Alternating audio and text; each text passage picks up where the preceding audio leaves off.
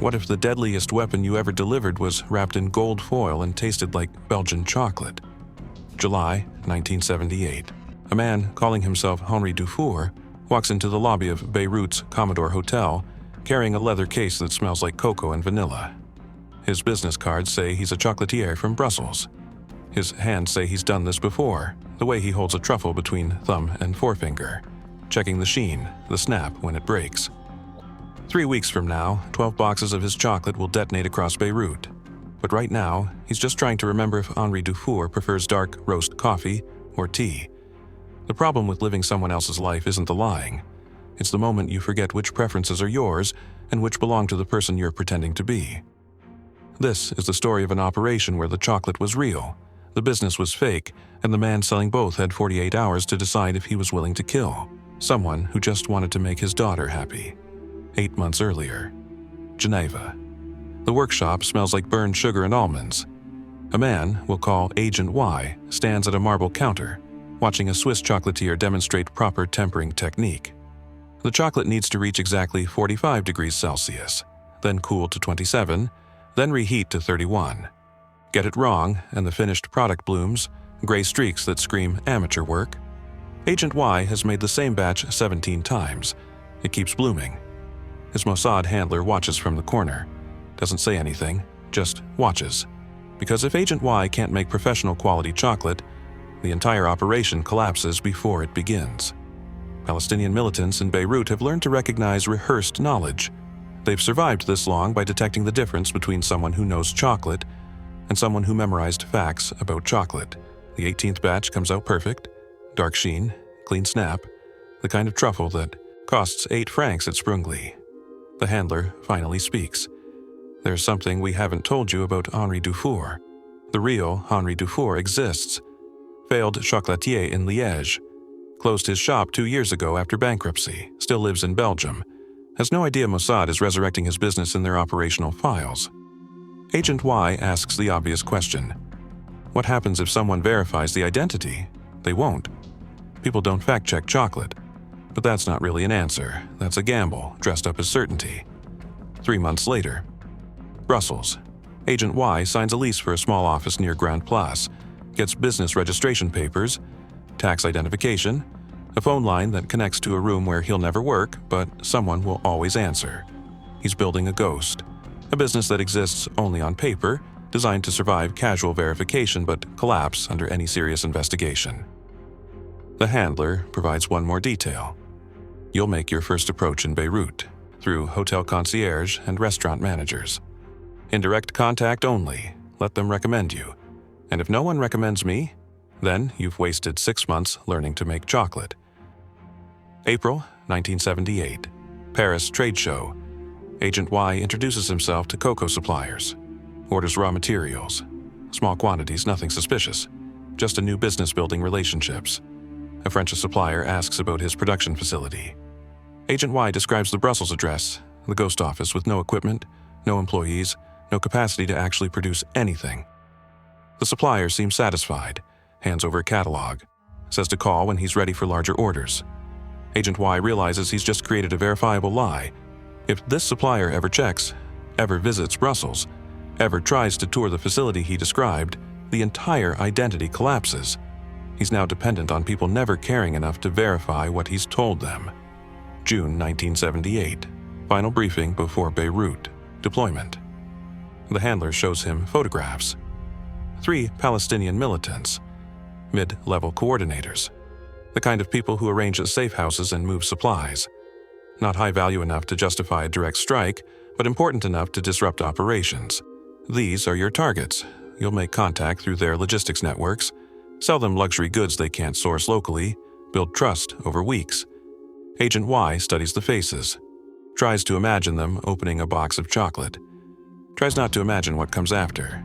The handler adds one final instruction. The identity is disposable. After delivery, Henri Dufour disappears.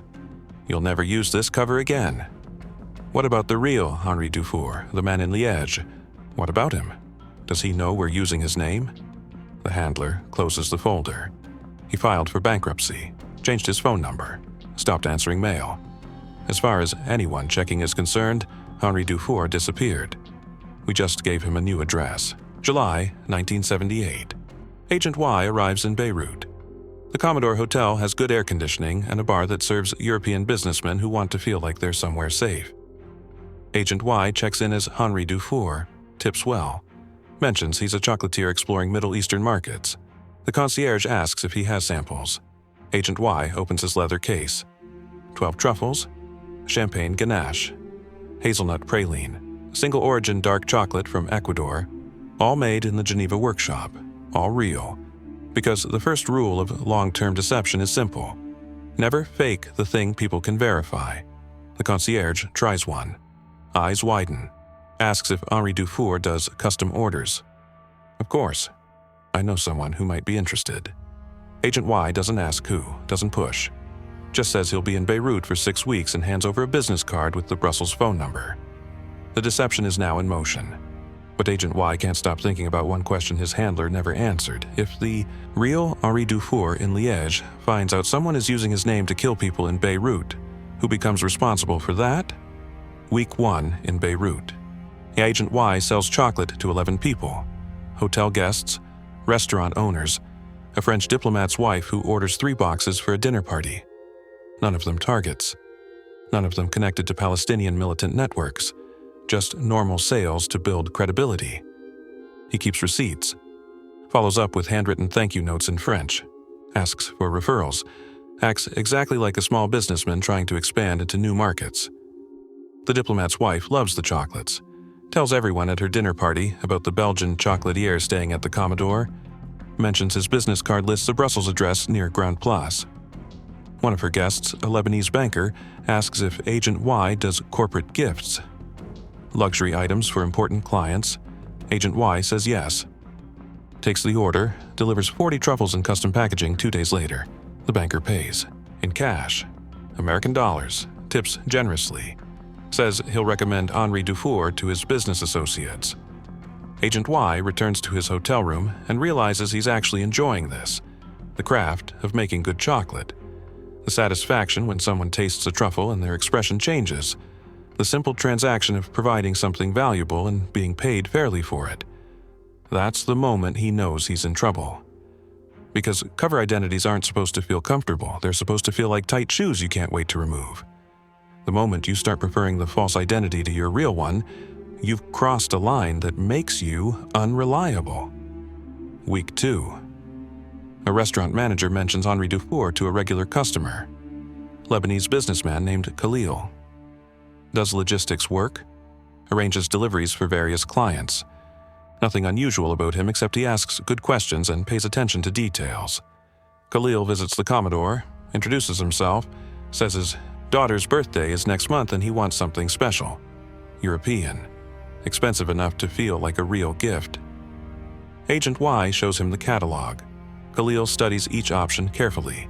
Asks about ingredients, nut allergies, shelf life without refrigeration. These aren't suspicious questions. These are the questions a careful father asks when buying something for his child. Agent Y recommends champagne truffles. Delicate, sophisticated, the kind of gift that shows thought, not just money. Khalil orders 1 box, pays up front, mentions he might have other orders in the future. Business associates who appreciate quality goods.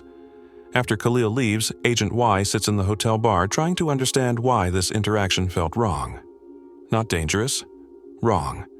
Because Khalil wasn't performing, wasn't testing the cover, wasn't asking clever questions designed to expose a false identity. He was just a man who wanted to make his daughter happy with expensive Belgian chocolate. And Agent Y, who has trained for hostile interrogations, surveillance detection, emergency exfiltration, has no protocol for handling someone who genuinely trusts Henri Dufour. Week 3. Agent Y delivers Khalil's daughter's birthday chocolates. Khalil opens the box, inspects 1 truffle, nods approval. My daughter will love these. And I was right about you. I have a colleague who's interested in a larger order. What kind of order?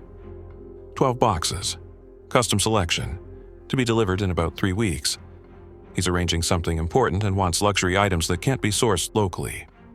This is it. The moment the operation was designed to create. Target makes contact through a trusted intermediary.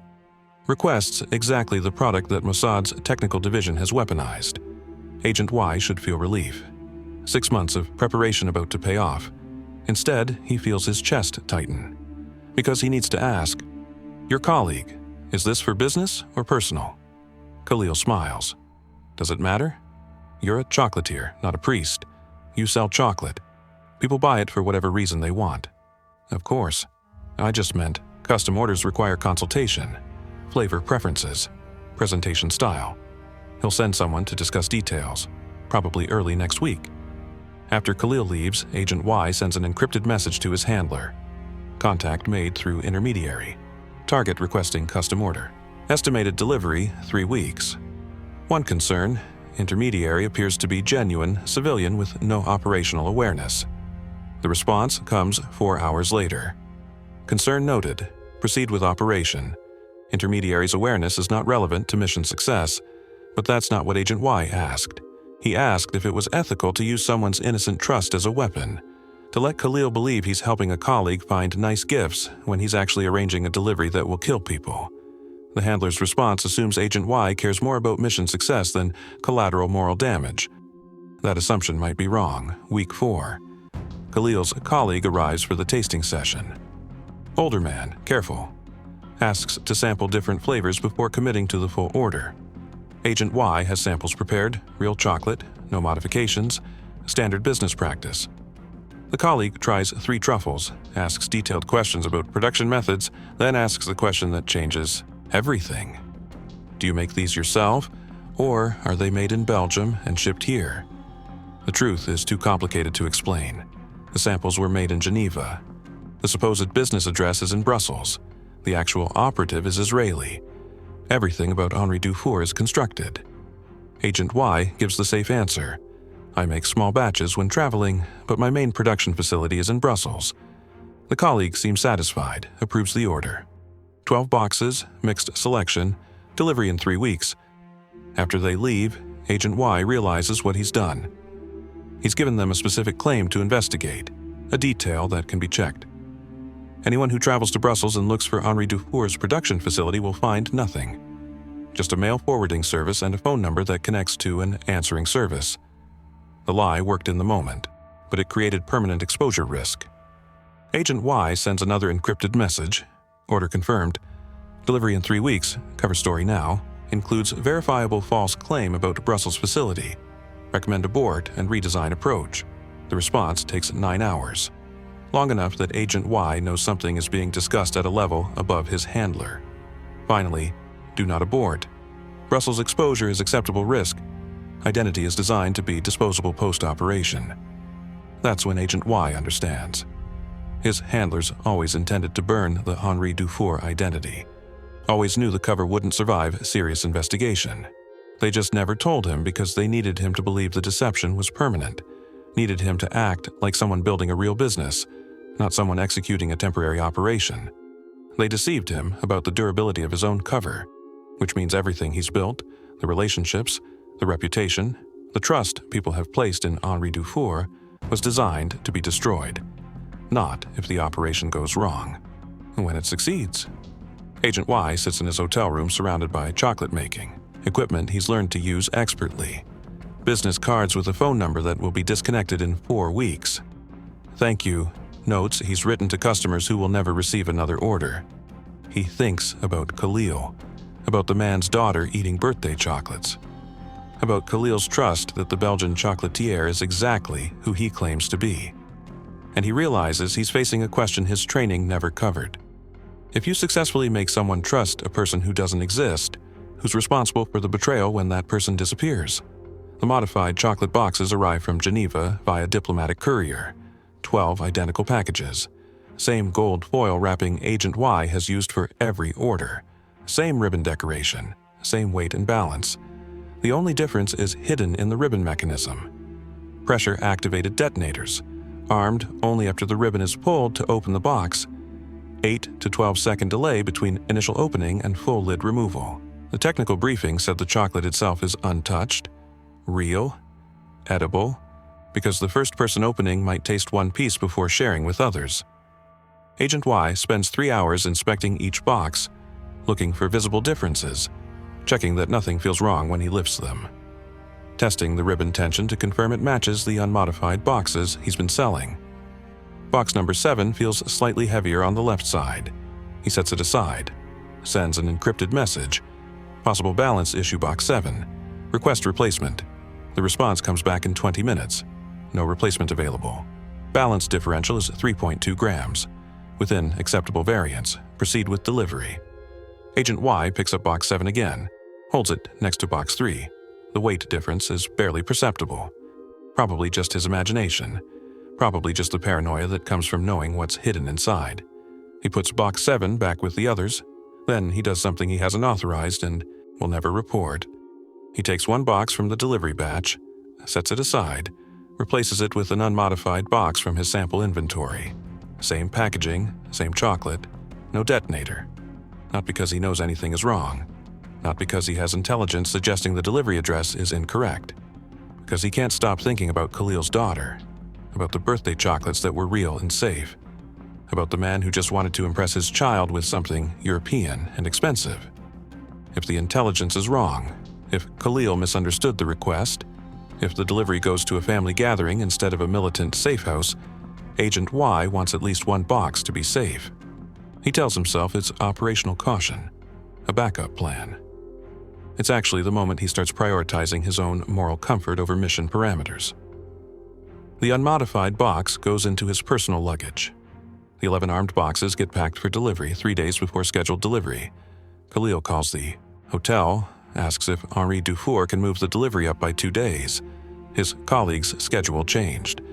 Needs the chocolates earlier than planned. Agent Y's training says schedule changes are red flags. Could indicate surveillance. Could mean the target suspects something, could be a trap, but Khalil sounds apologetic, embarrassed about the inconvenience. Offers to pay a rush fee. Agent Y agrees to the new timeline, 2 days early, August 15th instead of August 17th. After the call, he sits in his hotel room trying to identify what feels wrong about this. Schedule change makes sense if the targets are cautious. Makes sense if they're testing whether Henri Dufour will accommodate unusual requests. Makes sense if they're deliberately creating timeline pressure to see how he responds. But Khalil's tone was wrong for that. Too genuine. Too concerned about being inconvenient. Unless Khalil is a better actor than Mossad's intelligence suggested. Unless the entire careful father persona is cover for someone who actually understands operational security. Agent Y sends an encrypted message. Target requested delivery advancement. 2 days early. Possible security concern. Response: advancement consistent with target behavior. Proceed with modified timeline. That's not an answer. That's a non-denial that the schedule change might be suspicious, but the operation continues anyway. Agent Y spends the next 6 hours watching his hotel room door, checking for surveillance, looking for any indication that someone knows Henri Dufour isn't who he claims to be. Nothing happens, which either means he's safe or means the surveillance is better than he can detect. August 14th, day before delivery. Agent Y does a final check of the 11 armed boxes. Everything looks correct, ribbons properly attached, chocolate visible through the small display window in each lid, professional presentation that matches every other order he's delivered in Beirut. He should be reviewing the delivery, protocol, confirming the address, planning his exit route after handoff. Instead, he's staring at the 12th box, the unmodified one, the box he replaced because he couldn't accept that everyone who receives his chocolate should die. He could put it back in the delivery batch, replace one of the armed boxes, restore the full count his handlers expect. But which box? Which person deserves to survive because Agent Y decided their life matters more than the mission? He leaves the 12th box in his luggage, tells himself he'll decide tomorrow. August 15th, delivery day. The address Khalil provided is an apartment building in Hamra district. 4 stories, multiple units, no obvious security presence. Agent Y carries 11 boxes in 2 bags, walks into the lobby at 2 p.m. Khalil is waiting. You're early. Good. My colleague appreciates reliability. The chocolates are exactly as ordered. Mixed selection, custom packaging. Khalil inspects one box, opens it slightly, not enough to pull the ribbon fully, just enough to see the chocolates inside. Nods approval. This is the moment Agent Y has been trained for. The moment where maintaining cover means watching someone inspect a weapon disguised as a gift. The moment where any hesitation, any sign of nervousness could expose the entire operation. He feels nothing, just professional detachment, just Henri Dufour completing a business transaction. Khalil closes the box. Perfect. He'll be very pleased. Will you need anything else while I'm in Beirut? Actually, yes. I have another associate who might be interested. Different location, smaller order. Would you be available next week? Agent Y has already been told the Henri Dufour identity will be burned after this delivery. Has already been briefed that he'll leave Beirut within 48 hours and never return to this cover. But Khalil doesn't know that. Khalil thinks Henri Dufour is a real businessman who will continue operating in Lebanon, who will be available for future orders. Of course. Have your associate contact me at the hotel. Khalil hands over payment. American dollars. More than the agreed price. The extra is for accommodating the schedule change. I know it was inconvenient. Agent Y takes the money. Knows he'll never spend it. Knows it will go into a Mossad operational account and disappear into classified budgets. Not inconvenient at all. I'm glad I could help. They shake hands. Khalil picks up the bags with 11 chocolate boxes. 11 detonators. Enough explosive to kill everyone in a small room. Agent Y walks out of the building. Gets into a taxi. Gives the driver the address for the Commodore Hotel. The operation is complete. The delivery is done. All he needs to do now is wait for confirmation that the targets opened the boxes, that the detonators functioned, that the mission succeeded. But he keeps thinking about one detail that doesn't fit. Khalil asked about future orders, asked if Henri Dufour would be available next week. Why would someone ask that if they suspected the chocolates were dangerous? Why plan for future business with someone you think might be trying to kill you? Unless Khalil genuinely doesn't know. Genuinely trusts Henri Dufour. Genuinely believes this was just a normal transaction for luxury goods, which means Agent Y's assumption about Khalil being operationally aware, about him understanding he was facilitating something dangerous, was wrong. The taxi stops at a red light. Agent Y watches people cross the street, families, businessmen, teenagers laughing about something. All of them living normal lives where chocolate is just chocolate, and Belgian businessmen are just Belgian businessmen. He thinks about the 12th box, the one still in his hotel room, the one he saved because he couldn't accept the alternative. And he realizes he's not sure anymore if he made that decision to protect someone innocent or to protect himself from understanding what he'd become.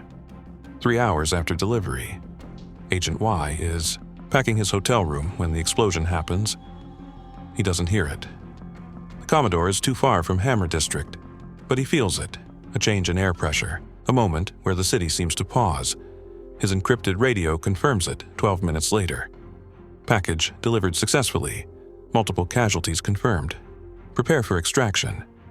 The message doesn't specify how many casualties, doesn't distinguish between targets and bystanders, just confirms the detonation happened and Agent Y needs to leave Beirut before Lebanese security forces trace the chocolate boxes back to Henri Dufour. He has 6 hours before his scheduled flight to Athens.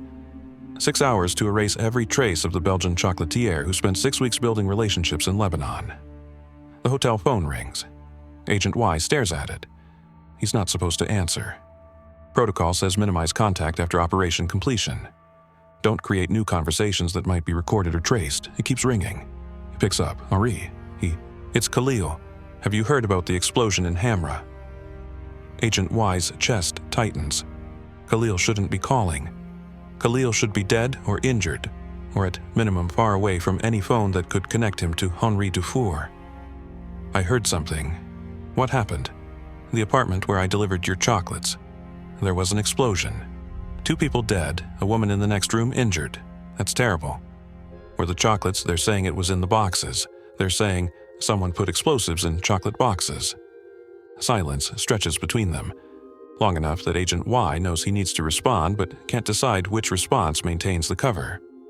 Khalil continues. The police are asking about the Belgian chocolatier, about who sold the boxes. I told them you're at the Commodore. They'll probably want to talk to you.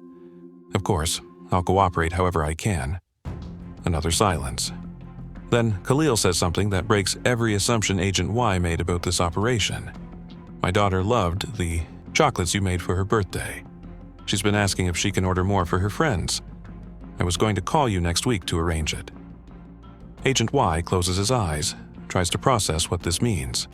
Khalil isn't suspicious. Khalil isn't accusing. Khalil is a father whose daughter loved some birthday chocolates, talking to the man he believes made them, about an explosion that killed 2 people. "I'm very sorry about what happened, Khalil. It's not your fault. How could you know someone would put explosives in chocolate boxes? You're a businessman. You sell chocolate." The line goes dead. Agent Y sits on his hotel bed holding a phone that's no longer connected to anything. Khalil called to warn him, called to tell him the police were coming, called because he thought Henri Dufour was an innocent chocolatier who'd been used by someone else to deliver weapons. The deception worked perfectly. So perfectly that the man who facilitated the delivery is now trying to protect the person who created it. Lebanese security forces investigate the explosion, find chocolate box fragments, trace the purchase to Henri Dufour at the Commodore Hotel. They arrive at the hotel 8 hours after the explosion, find the room empty.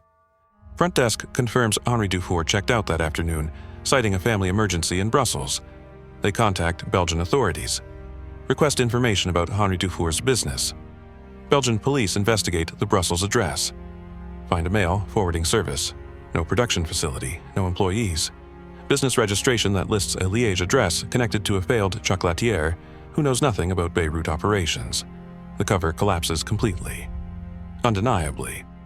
But Lebanese investigators don't care about verifying whether Henri Dufour was real. They care about identifying which intelligence service used the identity. The exposure of the false identity doesn't matter, because everyone already knows this was an intelligence operation. The investigation continues for 7 months, never identifies Agent Y, never connects the operation to any specific Mossad operative. But it does something else.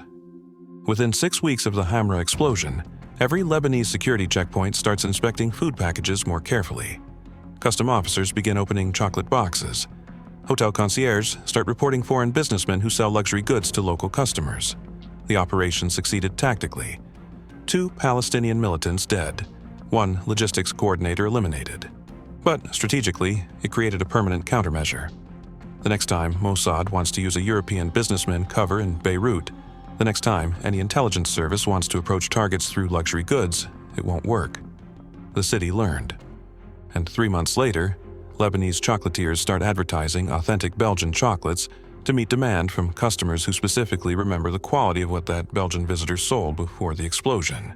The market Henri Dufour created didn't disappear. It grew, which means his success made the cover identity permanently unusable while simultaneously proving there was real demand for exactly what he was selling. Agent Y returns to Tel Aviv. Debriefing lasts 48 hours. He provides detailed accounts of every interaction, every sale, every conversation. He doesn't mention the 12th box, the one still in his luggage. The unmodified chocolate box he removed from the delivery batch because he couldn't accept that everyone who received his chocolate should die. The debriefers never ask about it. The operation called for 12 boxes. 11 were delivered and detonated. 1 box unaccounted for gets attributed to inventory variance or last-minute operational adjustment. But Agent Y knows the truth. He made an unauthorized decision based on personal moral comfort rather than mission parameters. He protected someone. He still doesn't know who because he couldn't fully commit to what Henri Dufour was designed to do. 2 months later, he's assigned to pose as a German machinery salesman in Damascus. New cover, new legend, new operation. During his 2nd week, a restaurant owner asks if he knows anything about European chocolate suppliers. Agent Y freezes, says no, changes the subject. Because for 5 seconds he wasn't a German salesman. He was Henri Dufour. He was the man who sold chocolate to Khalil's daughter. He was the operative who called to warn him about police investigation because he thought Henri was innocent. And Agent Y realizes he can't fully separate the cover identity from his actual personality anymore. Can't be certain which preferences are his and which belong to the people he's pretended to be. In January 1980, he requests transfer to intelligence analysis. No more field operations, no more covers. His handlers grant the request without question. Not because they think he's compromised, because they understand what happens to operatives who succeed at deception too completely. They become unable to trust their own reactions. unable to distinguish between maintaining cover and actually becoming the person the cover describes. The operation worked. The targets were eliminated.